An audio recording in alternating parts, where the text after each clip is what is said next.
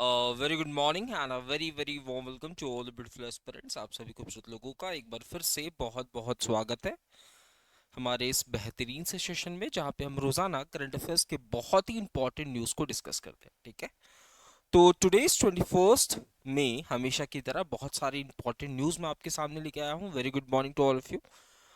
चलिए, तो बढ़ते हैं आज के पहले न्यूज़ की तरफ। द वेरी फर्स्ट न्यूज़ क्या कह रहा है, ध्यान से देखते हैं।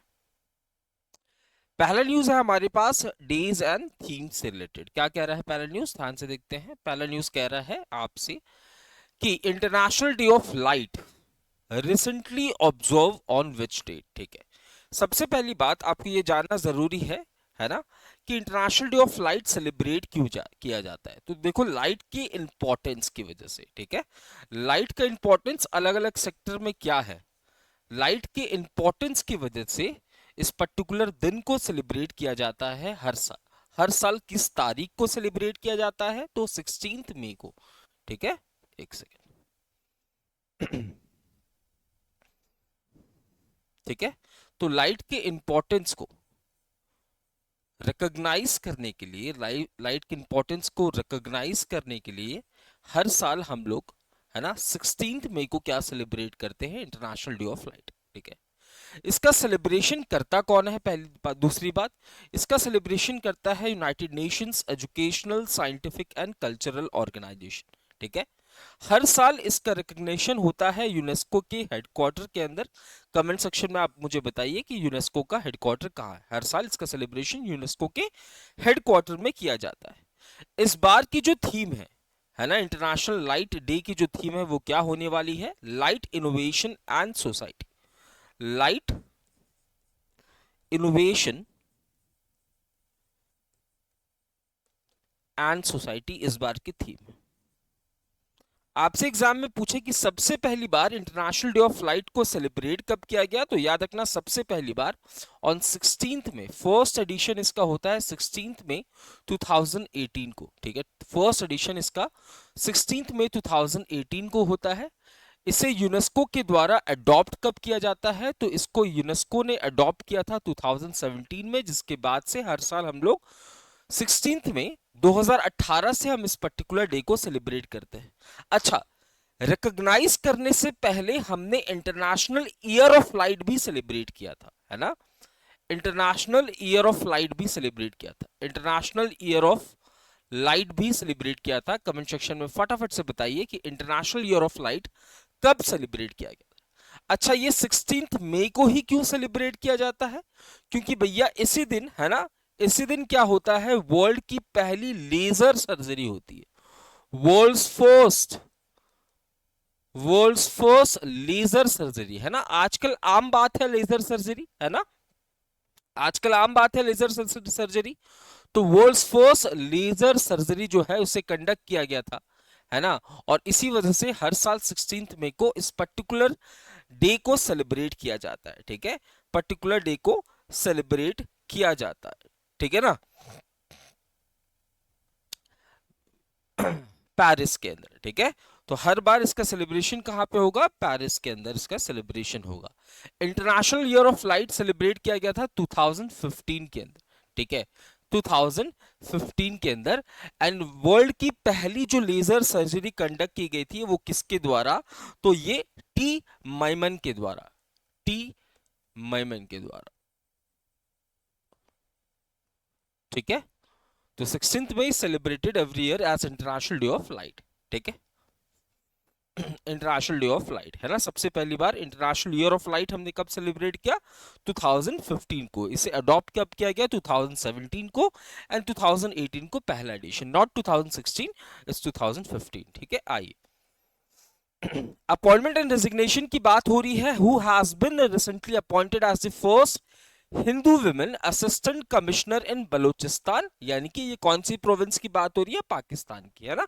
पाकिस्तान के अंदर आपको 4 प्रोविंस देखने को मिलेगी, है ना।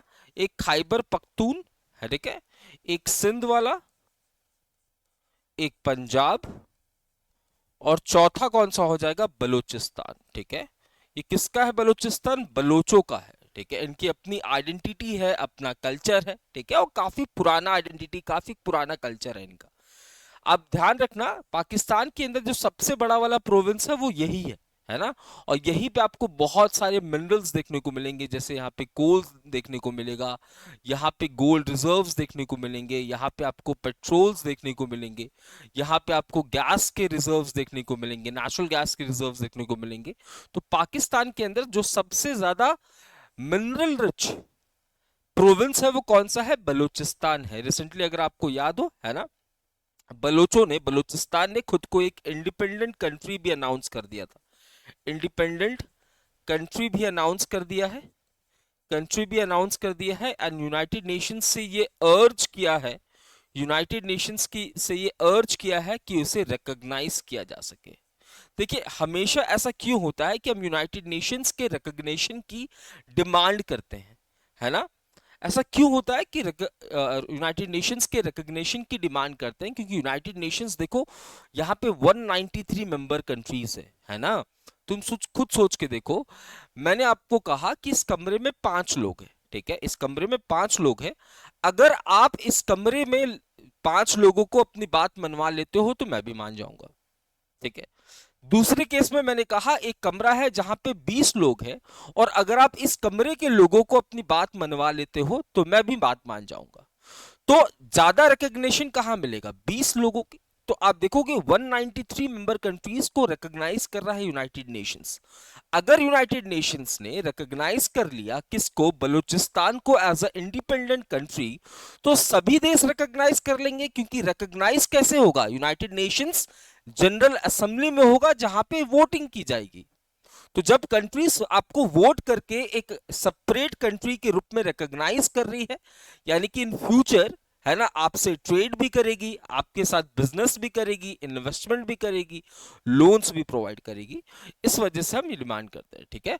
तो आप देखोगे तो आपसे पूछा है कि who has been appointed as the first women assistant commissioner, है ना? तो ये कौन हो जाएंगे? कशिश चौधरी। वेरी गुड, कशिश चौधरी, ठीक है। इसके बाद नीलम दुनगना, नीलम दुनगना जी का अपॉइंटमेंट रिसेंटली हुआ था। कहां पे हुआ था? लिख लेना, एक्टिंग गवर्नर ऑफ नेपाल राष्ट्र बैंक, है ना? एक्टिंग गवर्नर ऑफ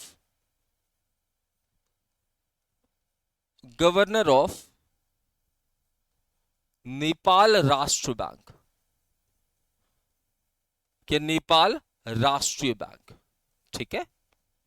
इसके बाद सीमा अग्रवाल, इनको फायर एंड रेस्क्यू सर्विसेज के अंदर डीजी के रूप में अपॉइंट किया गया था। DG of fire and rescue services, rescue services.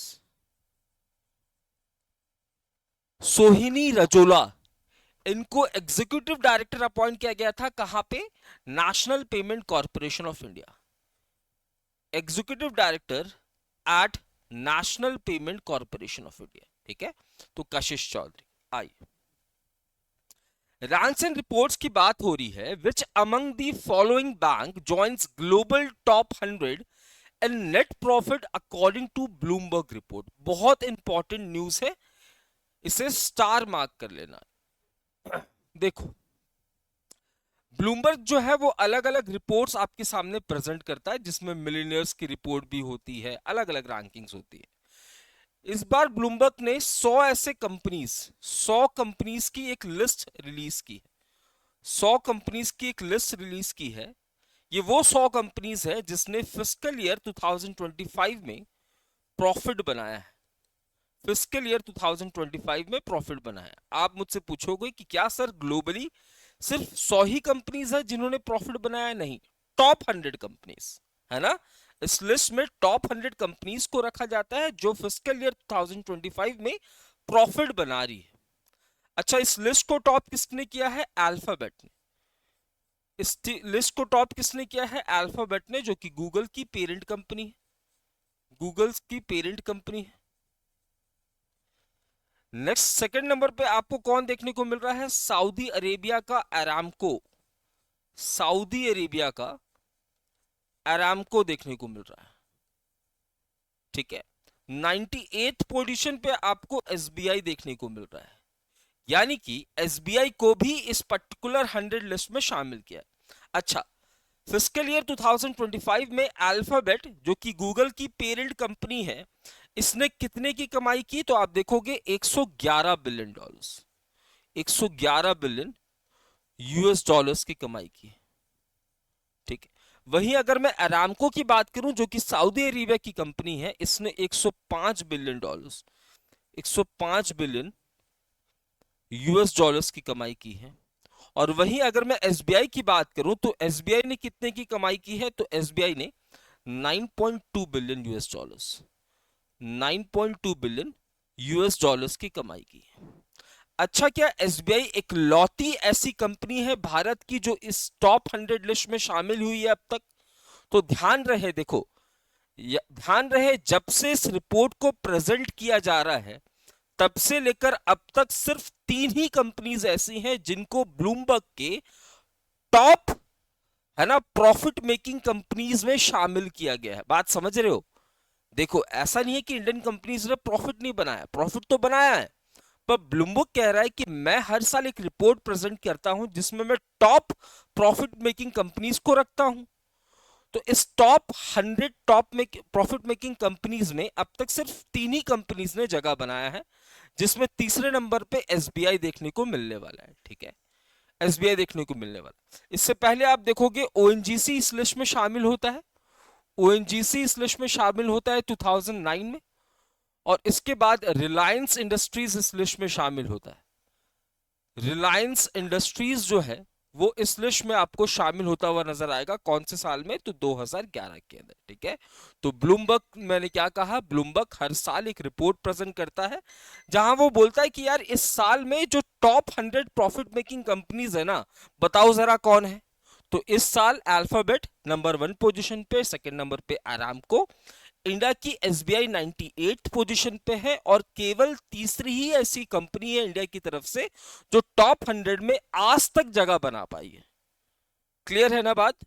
है ना? एसबीआई। ठीक है, आइए स्पोर्ट्स एंड गेम्स की बात हो रही है। आपसे पूछा है कि who has recently become the 86th grand master from India. सबसे पहली बार जो ग्रैंड मास्टर की बात मैं करूं तो most number of grand master आपको कहां से देखने को मिलेंगे? रशिया से, रशिया से। क्रिकेट में आपने देखा होगा कि रविंद्र जडेजा, रविंद्र जडेजा काफी समय से, है ना, ऑलराउंडर्स की रैंकिंग पे, ऑलराउंडर्स, टेस्ट ऑलराउंडर्स की रैंकिंग पे नंबर 1 पे है ना। आपने देखा होगा कि हर बार, हर महीने जो है एक लिस्ट को रिलीज किया जाता है क्रिकेट के अंदर, जहां पे test all rounder, ODI all rounder, best ODI bowler, best ODI cricketer, इसकी लिस्ट जारी की जाती है, जहां पे हम देखते हैं कि नाम होता है प्लेयर का, उसकी रैंकिंग होती है, और यहाँ पे कुछ पॉइंट्स होते हैं। जैसे जैसे आप अच्छा परफॉर्म करते हो वैसे वैसे आपके पॉइंट्स बढ़ जाते हैं। ठीक ऐसे ही जब आप इंटरनेशनल चेस खेलना शुरू करते हो और आपकी आपकी जो ईएलओ पॉइंट्स है ना, आपकी जो ईएलओ पॉइंट्स है, आपकी जो ईएलओ पॉइंट्स है, जिसे हम फिडे रेटिंग्स के नाम से जानते, है ना, अगर ये 2500 क्रॉस हो जाता है, 2500 क्रॉस हो जाता है तो आप एक ग्रैंड मास्टर बन जाते हो। इंडिया ने अब तक कितने ग्रैंड मास्टर दिए हैं? इंडिया ने अब तक 86 ग्रैंड मास्टर दी है, जिसमें मेंस एंड विमेंस दोनों इंक्लूड है, मेंस एंड विमेंस दोनों इंक्लूड है। ठीक है, पहले ग्रैंड मास्टर कौन थे इंडिया की तरफ से? तो विश्वनाथ आनंद जी थे। कौन थे? विश्वनाथ आनंद इंडिया की तरफ से पहले ग्रैंड मास्टर थे। ऑल्सो इंडिया की तरफ से पहले वर्ल्ड चैंपियन भी यही थे, इंडिया की तरफ से पहले वर्ल्ड चैंपियन भी यही थे। 1988 में ये ग्रैंड मास्टर बनते हैं, है ना, एंड 2007 के अंदर ये वर्ल्ड चैंपियन बनते हैं। ये बात भी ध्यान में रख लेना। ठीक है, इसके बाद अगर मैं पूछूं फर्स्ट विमेन ग्रैंड मास्टर की, तो ये एस विजय लक्ष्मी थी। एस विजय लक्ष्मी कौन सी ईयर में? तो 2001 के अंदर, 2001 के अंदर। अब वापस न्यूज की तरफ आते हैं तो 86th ग्रैंड मास्टर कौन बन गए हैं? एल श्रीहरि। ठीक है, 85th वाले कौन थे? तो 85th वाले कौन थे? श्याम निखिल। 86th वाली 84th वाली कौन थी? तो 84th वाली वैशाली रमेश बाबू, है ना। आपने सुना होगा एक चेस प्लेयर का नाम, एक चेस लेजेंडरी प्लेयर का नाम प्रगनंदा, है ना, उन्हीं की ये सिस्टर है, आर प्रगनंदा की सिस्टर आर विशाली रमेश बाबू, ठीक है। एंड प्रेजेंट में वर्ल्ड चैंपियन कौन है? तो प्रेजेंट में वर्ल्ड चैंपियन एंड इंडिया की तरफ से सेकंड वर्ल्ड चैंपियन कौन होने वाले हैं? डी गुकेश होने वाले हैं। इन्होंने किसको हराया था? डिंग लिरिंग को हराया था, जो कि चाइना से बिलोंग करते हैं, ठीक है। आओ, कौन से स्टेट से बिलोंग करते हैं? तो तमिलनाडु से बिलोंग करते हैं, ये बात ध्यान में रखना। नेशनल स्टेट अफेयर्स की बात हो रही है। Which state recently launches AI anchor जिसका नाम है अंकिता? देखो, अगर मैं एआई एंकर की बात करूं ना, तो सबसे पहली स्टेट एआई एंकर का कंसेप्ट लाती है कौन? तो उड़ीसा। और उस समय उड़ीसा के अंदर सीएम कौन थे? तो पटनायक साहब थे, नवीन पटनायक साहब। कौन थे? नवीन पटनायक। और जब पहली बार उड़ीसा ने एआई एंकर को लॉन्च किया था, उसका नाम था लीजा। क्या नाम था? लीजा। अच्छा, सोफिया कौन है भैया? फटाफट से कमेंट सेक्शन में बताइए, सोफिया कौन है। साथ ही साथ बताइए पीबॉट कौन है। पीबॉट क्या है, सोफिया क्या है, ठीक है। तो असम गवर्नमेंट ने, यानी कि हेमंता बिस्वा शर्मा की सरकार ने, ठीक है, रिसेंटली एक एआई एंकर को इनिशिएट किया है, जिसका नाम आपको याद रख लेना है, अंकिता इसका नाम है। क्या नाम है? अंकिता इसका नाम है, ठीक है। सोफिया याद रखना ह्यूमनॉइड रोबोट है। क्या है? एक ह्यूमनॉइड रोबोट है, और इसे सिटीजनशिप भी मिला हुआ है। इसे सिटीजनशिप भी मिला हुआ है, ठीक है। और पीबॉट क्या है? तो पहला ह्यूमनॉइड रोबोट जो कि एयरक्राफ्ट्स भी उड़ा सकता है, एयरक्राफ्ट्स भी फ्लाई कर सकता है, ठीक है। तो Sophia is going to be world की पहली ह्यूमनॉइड रोबोट, वर्ल्ड की पहली ह्यूमनॉइड रोबोट जिसके पास सिटीजनशिप है ना। एंड पीबॉट वर्ल्ड की पहली ह्यूमनॉइड रोबोट जो कि एयरक्राफ्ट भी फ्लाई कर सकती है। एंड एआई एंकर का कंसेप्ट सबसे पहली बार उड़ीसा ने कौन से मंथ में लाया था? 2023 के अंदर, शायद जुलाई का महीना था और तारीख 13 थी, है ना, टू बी मोर प्रिसाइज, ठीक है। आओ, तो असम गवर्नमेंट ने अनवील किया है एक आर्टिफिशियल इंटेलिजेंस एंकर जिसका नाम है अंकिता, है ना। और ये कैबिनेट मीटिंग्स जो होगी स्टेट के अंदर उससे रिलेटेड, है ना, जानकारी देगी। क्लियर है?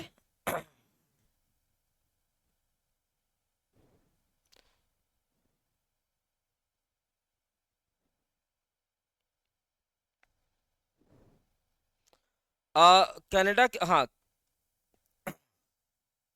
कनाडा की पहली न्यूज एंकर सौंदर्या थी, है ना। बट उससे पहले जो है ना, देखो,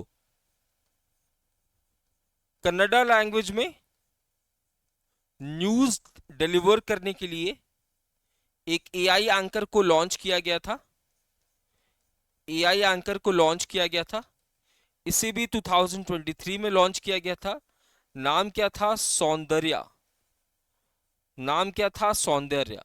बट इससे ठीक पहले जो है उड़ीसा के सीएम ने, नवीन पटनायक ने लीजा को इनिशिएट कर दिया था, ठीक है। दोनों सेम साल में हुआ था बच्चा, ठीक है। सौंदर्या वाला कंसेप्ट भी सेम साल में आया था, सेम ईयर, एंड ये भी सेम ईयर में, ठीक है। आओ, the commission for air quality management has mandated which of the following state to establish a पराली प्रोटेक्शन फोर्स? सबसे पहली बात देखो, जो नेशनल कैपिटल रीजन है एंड उससे जो जुड़े हुए स्टेट्स हैं, इनसे कहा गया है एक ऐसी फोर्स को स्टैब्लिश किया जाए, एक ऐसी फोर्स को स्टैब्लिश किया जाए जो कि पराली को क्या करेगी? रेगुलेट करेगी, पराली को रेगुलेट करेगी। अब आप पूछोगे पराली का मतलब क्या होता है? तो पराली का मतलब होता है क्या भैया? स्टबल। क्या होता है? स्टबल। आपने एक चीज सुना होगा, स्टबल बर्निंग। स्टबल बर्निंग की वजह से जो एनसीआर वाला रीजन है, यहाँ पे AQI यानी कि एयर क्वालिटी इंडेक्स लगातार इनहांस होता हुआ नजर आ रहा है। ठीक है, AQI जिसके मेन कंपोनेंट्स है पर्टिकुलर मैटर 2.5, पर्टिकुलर मैटर 10, है ना। तो ये बढ़ता हुआ आपको नजर आ रहा है, ये बात आपने ध्यान में रखा होगा। अब यहाँ पे क्या बोला गया है, the commission for air quality management, है ना, commission for air quality management इस एस्टैब्लिश किया गया under the commission for air quality management,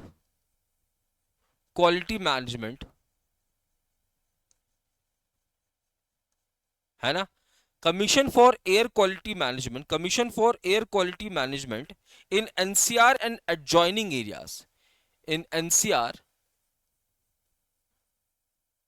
and adjoining areas act of 2021, है ना। इस पर्टिकुलर एक्ट के बाद इस बॉडी को स्टैब्लिश किया गया जो कि एयर क्वालिटी की चीजों को रेगुलेट करेगी, कहां पे, एनसीआर रीजन में। अब यहां पे बोला गया भैया, है ना, कि एनसीआर के नजदीक जितने भी स्टेट्स हैं, कौन कौन से, उत्तर प्रदेश, हरियाणा एंड पंजाब, जहां पे स्टबल बर्निंग के केसेस काफी ज्यादा देखने को मिलते हैं, स्टबल बर्निंग के केसेस काफी ज्यादा देखने को मिलते हैं, है ना, उसके लिए एक फोर्स को स्टैब्लिश किया जाएगा जो इन्हीं चीजों को रेगुलेट करेगी। ठीक है, इन्हीं चीजों को रेगुलेट करेगी। बायरिया जो है ना, वो इंडिया की मोस्ट पॉल्यूटेड सिटी होने वाली है। बायरिया जो है इंडिया की मोस्ट पॉल्यूटेड सिटी होने वाली है। Very good. आपने देखा होगा एक रिसेंट रिपोर्ट आई थी जहां पे हमने देखा था 30 से ज्यादा सिटीज जो है वो शामिल थी इंडिया की, है ना, इंडिया की 30 से ज्यादा सिटीज शामिल थी जो कि मोस्ट पॉल्यूटेड सिटी है वर्ल्ड की, जो कि मोस्ट पॉल्यूटेड सिटी है वर्ल्ड की, मोस्ट पॉल्यूटेड सिटी है ना। AQI लेवल अगर 0 के नजदीक है यानी कि क्वालिटी वेरी वेरी गुड है, और 500 के नजदीक है यानी कि सीवियर कंडीशन है। जैसे आप अभी सर्च करोगे कि मेरी शहर की what is the air quality index of whatever state, whatever city you are staying, है ना, तो एक डेटा आपके सामने आएगा 264, है ना, 150, 140, 90, 97, 30, है ना। तो तो एयर क्वालिटी इंडेक्स 0 के जितने नजदीक होगा वो अच्छा है, एयर क्वालिटी इंडेक्स 0 के 500 के जितने नजदीक होगा वो खराब है। आइए, Which of the following launches a Manas V mentorship initiative to train high school girls in STEM?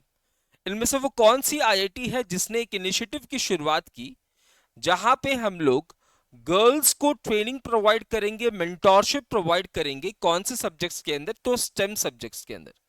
Stem subject का मतलब होता है यहां पे S stands for science, T stands for technology, tech, E stands for engineering and M stands for mathematics. तो यहां पे IIT Delhi एक इनिशिएटिव की शुरुआत कर रहा है जहां पे गर्ल्स को मेंटोरशिप एंड ट्रेनिंग प्रोवाइड की जाएगी इन फील्ड के अंदर, यानी कि स्टेम फील्ड के अंदर, है ना। कौन से फील्ड के अंदर, स्टेम फील्ड के अंदर। अच्छा बताओ तो जरा, आईआईटी दिल्ली अपना इंटरनेशनल कैंपस कहां पे खोल रही है, तो आईआईटी दिल्ली अपना इंटरनेशनल कैंपस अबू धाबी के अंदर, अबू धाबी के अंदर। अच्छा, आईआईटी खड़गपुर अपना इंटरनेशनल कैंपस कहां पे खोल रही है, मलेशिया के अंदर, है ना, मलेशिया के अंदर। और आईआईटी मद्रास ये जंजीबार, जंजीबार कहां पे है, ये तंजानिया में। तो आईआईटी दिल्ली ने एक इनिशिएटिव लॉन्च किया जहां पे यंग गर्ल्स को ट्रेनिंग प्रोवाइड की जाएगी स्टेम सब्जेक्ट के अंदर। नेक्स्ट न्यूज, इंटरनेशनल अफेयर्स की बात हो रही है, ध्यान से समझना, बहुत इंपॉर्टेंट न्यूज है ये। IIT Kharagpur Malaysia, very good. अगली न्यूज क्या कह रहा है, ध्यान से देखते हैं। Which country recently submits investigative jurisdiction to ICC over crimes committed in its territory from 2011 to 2027। ध्यान से समझना मैं क्या कह रहा हूं। देखो, हमारे पास दो इंटरनेशनल बॉडी है। एक को हम इंटरनेशनल क्रिमिनल कोड के नाम से जानते हैं, इंटरनेशनल क्रिमिनल कोड के नाम से जानते हैं। पहले इसे समझ लेते हैं। सबसे पहली बात है ना, रोम स्टैट्यूट को अडॉप्ट किया गया। रोम स्टैट्यूट को अडॉप्ट किया गया कौन से साल में अडॉप्ट किया गया बच्चा, फटाफट से बताओ। तो रोम स्टैट्यूट को अडॉप्ट किया गया 17 जुलाई 1998 को। 17 जुलाई 1998 को रोम स्टैट्यूट को अडॉप्ट किया गया और इसे इन्फोर्स किया गया, यानी कि आईसीसी को स्टैब्लिश किया गया कौन से साल में, तो 1 जुलाई 2002 को। 1 जुलाई 2002 को, ठीक है। इसका हेडक्वार्टर कहां पे है? हेडक्वार्टर है दी हेग नीदरलैंड्स के अंदर। कहां पे है? दी हेग नीदरलैंड्स के अंदर। ये इकलौती ऐसी बॉडी है ना, इसे स्टैब्लिश करने के पीछे मोटिव क्या है? तो ये ओनली बॉडी है ना, जिसके पास ये जुरिस्डिक्शन है कि वो इंडिविजुअल्स को प्रोसिक्यूट कर सके, इंडिविजुअल्स को प्रोसिक्यूट कर सके। किसके लिए? वॉर क्राइम्स के लिए, है ना। अभी अगर आपको याद हो, इजराइल के पीएम है ना नेतन्याहू एंड इजराइल के डिफेंस मिनिस्टर, इनके खिलाफ अरेस्ट वारंट रिलीज किया गया था।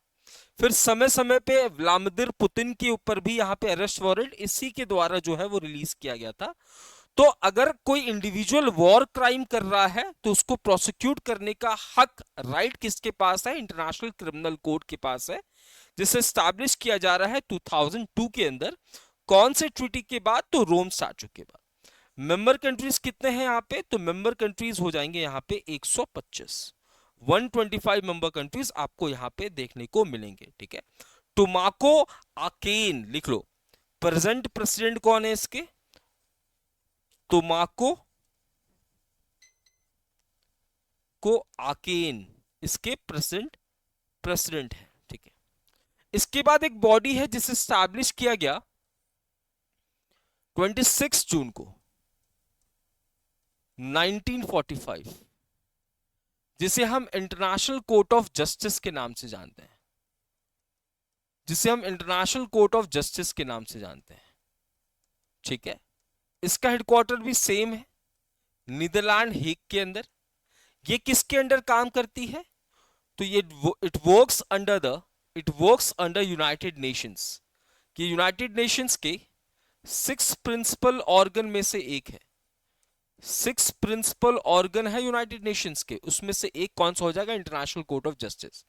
इसे स्टैब्लिश करने के पीछे मोटिव क्या है? इसे स्टैब्लिश करने के पीछे मोटिव ये है कि ये नेशंस के डिस्प्यूट को देखने का काम करेगी, नेशंस के डिस्प्यूट को देखने का काम करेगी। देखिए, ये इंडिविजुअल्स को प्रोसिक्यूट कर रही थी, बट ये नेशंस, दो नेशन के बीच में कोई डिस्प्यूट है तो उसे देखने का काम इसका होने वाला, ठीक है। यहां पे आप देखोगे कितने नंबर ऑफ जजेस होते हैं? तो यहां पे 15 नंबर ऑफ जजेस होते हैं, है ना। जिनका टेन्योर कितने साल का होता है? तो टेन्योर होता है 9 इयर्स का। क्या इंडिया इसका मेंबर है? India is not a member of international criminal court, but India is a member of international court of justice. India is a member of international court of justice. India की तरफ से यहाँ पे represent कौन कर रहे हैं? तो इंडिया की तरफ से यहाँ पे रिप्रेजेंट कर रहे हैं दलबीर भंडारी, दलबीर भंडारी। और ये चौथे इंडियन है, ये 4th इंडियन है जो कि इंटरनेशनल कोर्ट ऑफ जस्टिस के अंदर इंडिया को रिप्रेजेंट कर रहे हैं, ठीक है। Hungary recently exist from ICC, clear है ना।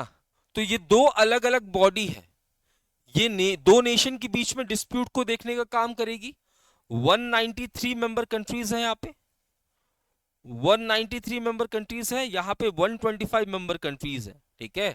और ये क्या करेगी? इंडिविजुअल्स को प्रोसिक्यूट करेगी, किसके लिए? तो वॉर क्राइम्स के लिए, ठीक है। तो यहां पे क्या बोला गया? यहां पे बोला गया कि वो कौन सी कंट्री है जो आईसीसी को ये कह रही है कि बाबूजी हमारे यहाँ पे जितने भी क्राइम्स हुए हैं, कौन से पीरियड में, तो 2011 से लेकर आने वाले 2027 तक, 2011 से लेकर 2027 तक जितने भी क्राइम्स होंगे या हो चुके हैं, है ना, इन क्राइम्स के इन्वेस्टिगेशन का राइट मैं आपको देता हूं, आपको इन्वेस्टिगेशन का राइट मैं आपको देता हूं। और ये करने वाली कंट्री कौन सी है? लीबिया, है ना। यहां पे अगर आपको याद हो, गद्दाफी हुआ करता था, जनरल गद्दाफी। हालांकि 2011 में इसकी मौत हो जाती है, बट बहुत ही ज्यादा, है ना, खतरनाक व्यक्ति था, खतरनाक।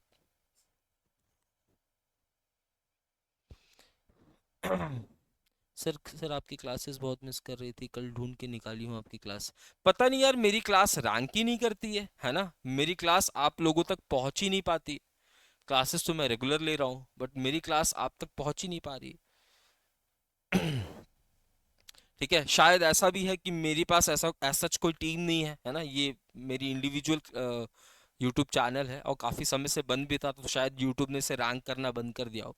ठीक है, तो दो अलग अलग इंस्टीट्यूशंस के बारे में हमने देखा। एक इंटरनेशनल कोर्ट ऑफ जस्टिस, जो कि 6 प्रिंसिपल ऑर्गन में से एक है, किसका? यूनाइटेड नेशंस का। इसका काम है दो नेशंस के बीच में लड़ाई झगड़ा को रोकना। और इसका काम क्या है? इंडिविजुअल्स, ऐसे इंडिविजुअल्स जो कि वॉर क्राइम, अग्रेशन के टाइम पे बहुत ज्यादा लोगों के साथ दिक्कत पैदा कर रहे थे। ठीक है, आई होप ये क्लियर है।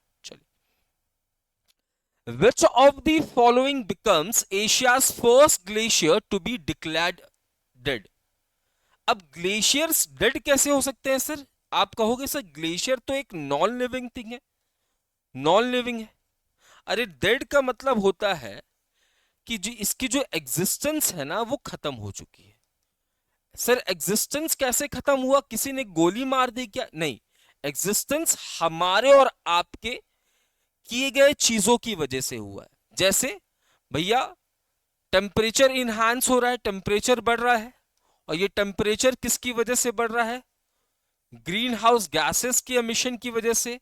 जब ग्रीन हाउस गैस का एमिशन बढ़ेगा, टेम्परेचर बढ़ेगा, ग्लेशियर्स ज्यादा रफ्तार में पिघलेंगे, है ना। जिस वजह से हमने एक कंसेप्ट समझा था, ग्लेशियर लेक आउटबर्स्ट फ्लड का सिचुएशन देखने को मिलेगा। इंडिया के अंदर उत्तराखंड की चमोली डिस्ट्रिक्ट, है ना, चमोली थी ना, हाँ, चमोली डिस्ट्रिक्ट सबसे ज्यादा, है ना, ग्लेशियर लेक आउटबर्स्ट फ्लड का शिकार हो सकती है ना। तो यहाँ पे एशिया की ऐसी कौन सी वो ग्लेशियर है जो कि पूरी तरीके से इसकी एग्जिस्टेंस खत्म हो चुकी है? तो नेपाल की याला ग्लेशियर। ठीक है, नेपाल की गंगोत्री ग्लेशियर, है ना, ये आपको उत्तरकाशी डिस्ट्रिक्ट में देखने को मिलेगा। उत्तरकाशी डिस्ट्रिक्ट यानी कि उत्तराखंड। ठीक है, तिब्बत वाले रीजन से बॉर्डर शेयर कर रहा है। यिनसुगाइटी ग्लेशियर, ये आपको कहां देखने को मिलेगा? चाइना के अंदर, चाइना। गोजुम्पा ग्लेशियर, ये भी नेपाल के अंदर, नेपाल के अंदर। तो नेपाल की याला ग्लेशियर पूरी तरीके से एग्जिस्ट हो चुकी है। 12 मई को, है ना, बहुत सारे साइंटिस्ट, लोकल कम्युनिटीज इकट्ठे होते हैं, है ना, और क्या करते हैं? मौन करते हैं। मौन मतलब होता है ना, याद करके दुख प्रकट करना बेसिकली। 2025 को हम क्या किस 2025 को हम किस डे के रूप में, किस ईयर के रूप में सेलिब्रेट कर रहे हैं? तो international year of glaciers. Very good बच्चा, आप लोग बहुत स्मार्ट हो, है ना। अब जैसे मैं ये भूल गया था बताना, बट आप लोगों ने बता दिया, वेरी गुड। चलिए, डिफेंस अफेयर्स की बात हो रही है, नॉर्मल सी न्यूज है।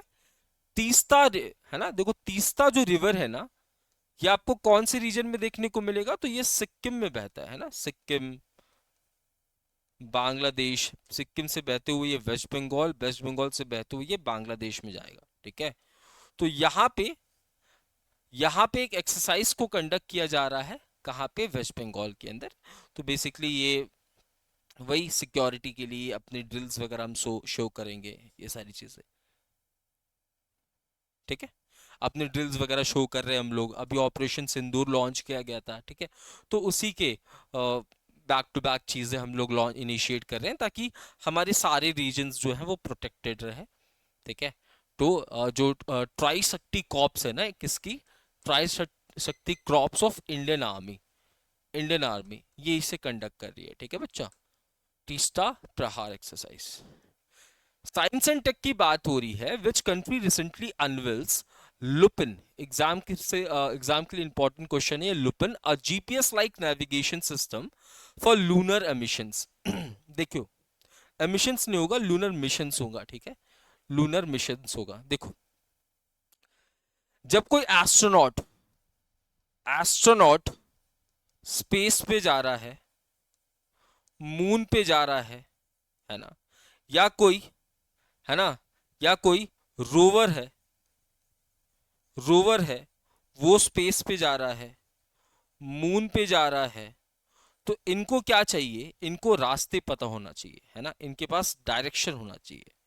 और इसी डायरेक्शन के लिए, है ना, इसी डायरेक्शन के लिए स्पेन की एक कंपनी है जिसका नाम है GMV। GMV ये क्या लॉन्च कर रही है, लुपिन इनिशिएटिव को लॉन्च कर रही है, जो कि एक जीपीएस लाइक सिस्टम होने वाला है, जो कि एस्ट्रोनॉट्स रोवर्स को मदद करेगा नेविगेशन के लिए, ठीक है, नेविगेशन के लिए मदद करेगा, सिंपल सी, नेविगेशन के लिए मदद करेगा। मिसलेनियस न्यूज की बात हो रही है। अभी देखो, अभी हमने टर्किश ड्रोन्स देखने को मिलेंगे, बताइए जरा वो कौन से टर्किश ड्रोन्स थे, क्या नाम था टर्की का वो ड्रोन जिसका इस्तेमाल पाकिस्तान ने रिसेंटली इंडिया के खिलाफ किया था, है ना। तो जिसके बाद आप देखोगे 50% से जो फ्लाइट्स है ना, जो टर्की अजरबैजान जाने वाली फ्लाइट्स थी जो इंडियन टूरिस्ट लेते थे हर साल, है ना, साथ ही साथ ट्रेड में भी काफी ज्यादा कमी देखने को मिली है इंडिया एंड टर्की के बीच में। तो टर्किश एविएशन एक फर्म है जिसका नाम है सेलेबी, इसका ऑपरेशंस आपको एविएशन सेक्टर के अंदर देखने को मिल रहा था, बट अभी इसे क्या कर दिया गया है, इसे रोक दिया गया, जिसके बाद ये जो हाई कोर्ट के भी पास पहुंच गया, है ना, दिल्ली हाई कोर्ट में पहुंच गया। अब दिल्ली हाई कोर्ट में इसके ऊपर सुनवाई वगैरह चल रही है ना। तो हमारे खिलाफ अगर आप काम करोगे तो आपको भुगतना पड़ेगा, ठीक है। इसके बाद देखो, नक्सलिज्म, नक्सलिज्म का कंसेप्ट हमने समझा था, नक्सल बाड़ी से इसका कंसेप्ट जो है इनिशिएट होता है। तो रिसेंटली सिक्योरिटी फोर्सेस ने एक ऑपरेशन चलाया है जिसका नाम है ब्लैक फॉरेस्ट, ठीक है। अगली बार जब भी कोई ऑपरेशन का न्यूज आएगा ना, तो रिसेंट के जितने भी ऑपरेशंस इनिशिएट किए गए हैं, चाहे वो किसी कंट्री के द्वारा, किसी इंडिया के आर्म्ड फोर्सेस के द्वारा, या इंडियन कोस्ट गार्ड के द्वारा, बीएसएफ, सीआरपीएफ, किसी के भी द्वारा, एनसीबी वगैरह, चक्रा वगैरह, सब कुछ देख लेंगे, ठीक है। तो अगर जैसे कोई एक क्वेश्चन आता है तो उसमें पुराने जितने भी ऑपरेशन है सारा लपेट देंगे, टेंशन ना लेना। तो ब्लैक फॉरेस्ट ऑपरेशन को कंडक्ट किया जा रहा है, ठीक है। ऐसा इसलिए क्योंकि हमारा टारगेट क्या है, मिनिस्टर ऑफ होम अफेयर्स का टारगेट है कि हमें 2026 तक नक्सलिज्म को खत्म करना है। तो नक्सलिज्म खत्म कैसे होगा, तो उनके जो साइट्स हैं जहां पे वो लोग रह रहे हैं, बेस कैंप्स हैं, उनको उड़ाना पड़ेगा, उनको नस्त्र नाबूद करना पड़ेगा। तो यहाँ पे आप देखोगे 21 दिनों का 21 दिनों के लिए 21 दिनों का एक ऑपरेशन चलाया गया जिसका नाम है ऑपरेशन ब्लैक फॉरेस्ट, किसके द्वारा, सीआरपीएफ एंड स्टेट पुलिस के द्वारा। और ये कौन से बॉर्डर पे चलाया गया, छत्तीसगढ़ तेलंगाना बॉर्डर पे, ठीक है, छत्तीसगढ़ तेलंगाना बॉर्डर पे। तो ये था हमारा आज का सेशन। आई होप आप सभी को सेशन पसंद आया होगा, ठीक है। तो अब मिलते हैं कल सुबह 8 बजे अपने एज यूजुअल सेशन में। तब तक के लिए मैं शिवम सिंह अलविदा लेता हूँ। जय हिंद, जय Bharat, thank you so much everyone. और अपने दोस्तों को इन्फॉर्म करिए, है ना, रिगार्डिंग क्लासेस, ठीक है, थैंक यू।